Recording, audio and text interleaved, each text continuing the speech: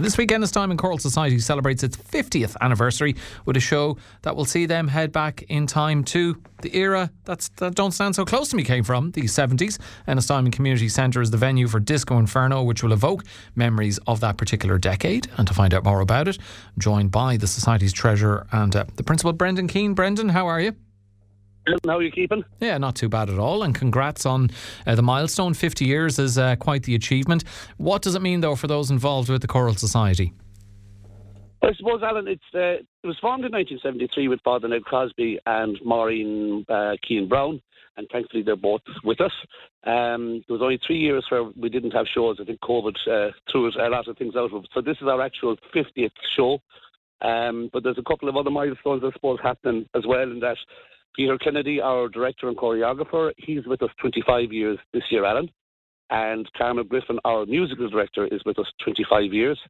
And I suppose among, let's say, the more elder members of the cast, if you want to call it that, is a very special a friend outside of the show, Donald Curtin.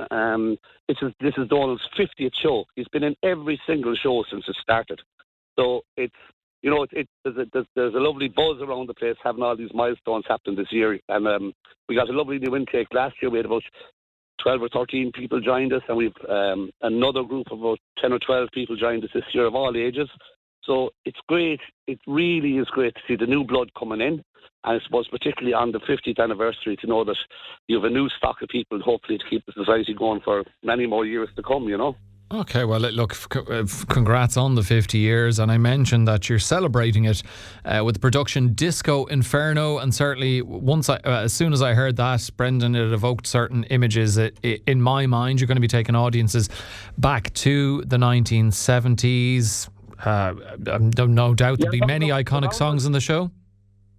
I was just counting out here, Alan, before I came on. There's 21 songs in this show, and I was looking back on an old programme. We've never, ever had that many, but I'll give you a flavour. It's so varied. You're talking about things like Crocodile Rock from Elton John, If You Leave Me Now, Some Girls Will, we have YMCA, Spirit in the Sky.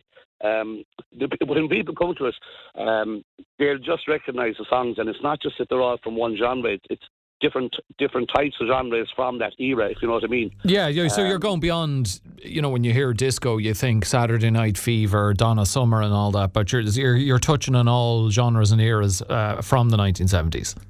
We are indeed. And even what was amazing to see is that some of the, let's say, the newer members of the cast, I'm showing my age now, I'm 58, some of the newer members of the cast, when they heard the songs first, were going, where's that song come from? And we're kind of going, yeah, you weren't born. Don't worry about it. Brendan, I could almost picture you raising your eyes to heaven.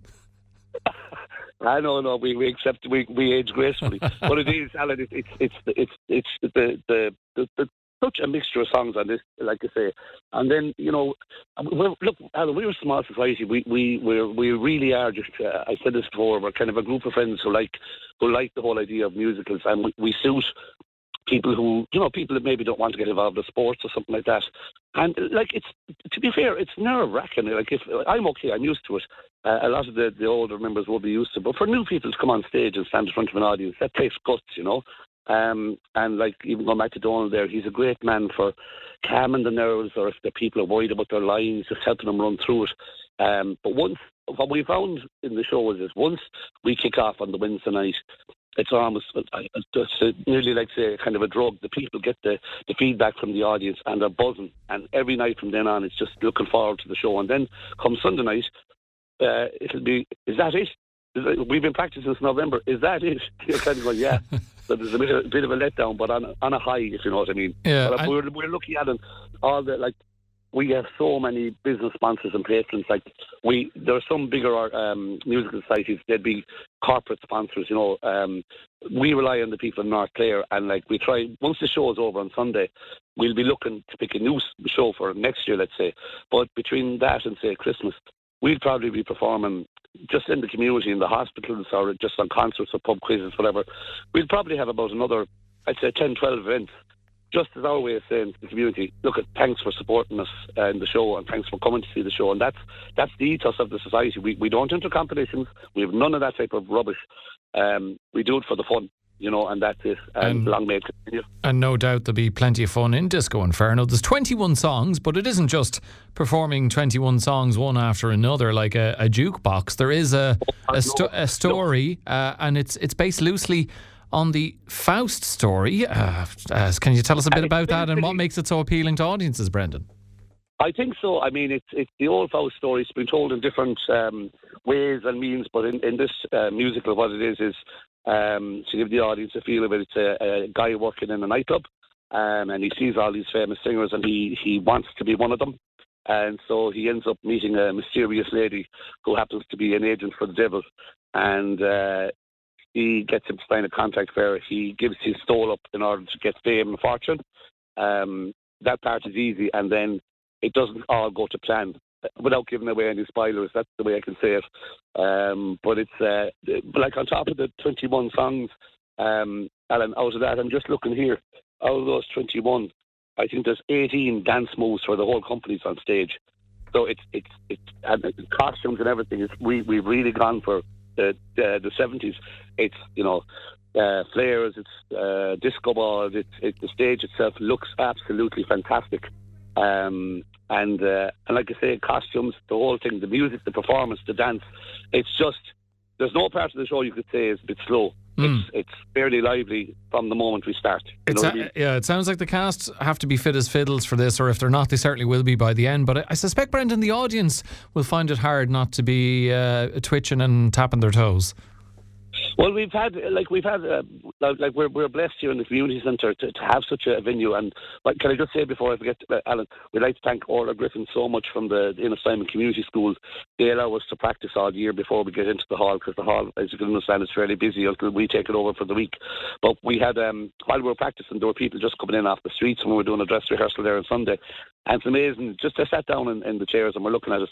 And you were looking at them and going, they knew the songs. You could see them mounting along to the songs. And I think that's probably what we're expecting, from Wednesday night on, is that the people will know the songs. They're catchy, and just without even knowing, I'd say they're going to end up singing the songs, which is to us is the real win. We've got the audience then on our side, and that's what you're looking for, So the show is running from, as you say, tomorrow, the 15th, up until the 19th at Ennistymon Community Centre. No doubt going to be busy across each of those nights. And whilst it is marking the 50th anniversary of the Ennistymon Choral Society, Brendan, I suspect where the story has a long way to run, because you've had a lot of new members join in recent years. As you said earlier, people who've never been on stage before. It must be lovely to know that the future of the society is in safe hands, that it has plenty of road left to run, and it must be lovely seeing these newer members grow in confidence from joining who've never been on stage to becoming very, very experienced and mature performers in time.